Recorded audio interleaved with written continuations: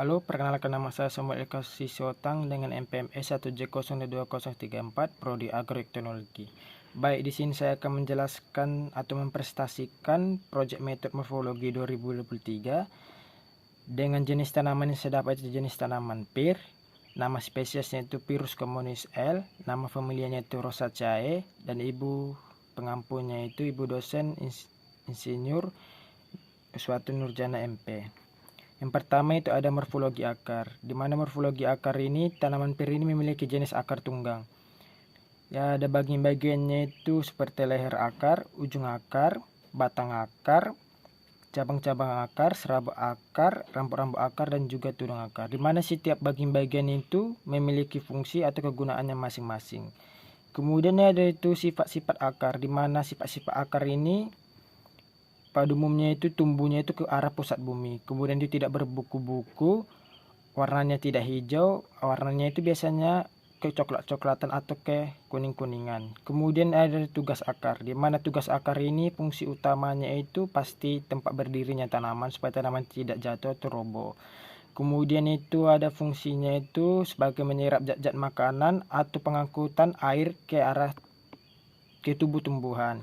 Kemudian ada sistem perakaran, di mana tanaman pir ini memiliki jenis atau sistem perakaran tunggang.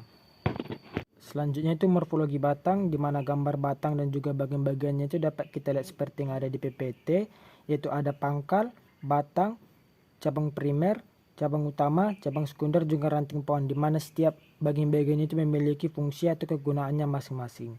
Kemudian itu sifat batang, umumnya berbentuk panjang, bulat seperti silinder, umumnya itu tumbuh ke arah atas, dan pada umumnya tumbuhnya itu di arah ujung cabangnya. Kemudian tugas batang ini untuk mendukung bagian-bagian tumbuhan yang ada di atas tanah.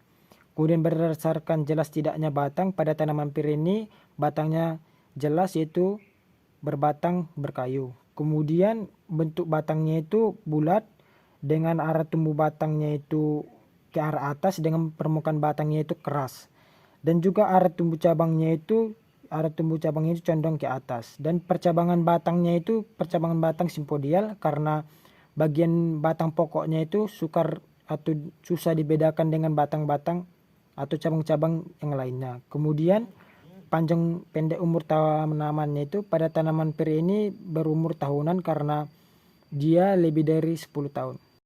Selanjutnya itu ada morfologi daun, di mana pada tanaman pir ini memiliki jenis daunnya itu daun tidak lengkap karena hanya memiliki tangkai daun dan juga helaian saja. Kemudian bangun daun pada tanaman pir ini bagian terlebarnya itu berada di bawah tengah-tengah helaian daun. Kemudian ujung daunnya itu runcing dengan pangkal daunnya membulat. Pertulangan daun. Fungsi pertulangan daunnya itu sebagai pemberi kekuatan pada helaian daun. Kemudian itu ada tepi daunnya itu, tepi daun pada tanaman pir ini yaitu bergerigi dengan daging daunnya itu tipis lunak.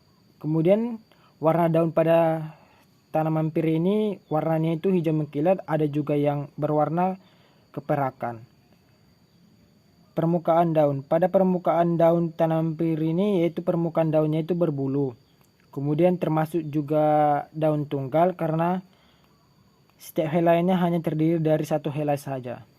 Selanjutnya kita masuk ke morfologi bunga, di mana gambar bunga dan bagian-bagiannya itu dapat kita lihat seperti di PPT, dan fungsi bunganya itu berfungsi sebagai organ polinasi dan juga organ fertilasi.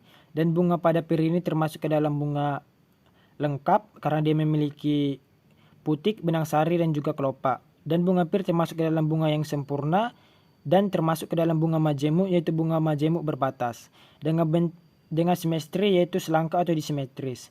Dan untuk poin-poin berikutnya itu dapat kita baca sama-sama seperti yang ada di PPT. Kemudian kita masuk ke morfologi biji, di mana gambar bijinya itu sesuai dengan gambar, yaitu terdiri dari kulit biji, tali pusar, dan inti biji. Dan biji pada buah pir ini termasuk ke dalam biji tertutup karena bijinya itu berada di dalam bakal buah. Dan bagian yang mengikuti kulit biji itu ya ada bagian lapisan kulit luar dan juga bagian lapisan kulit dalam.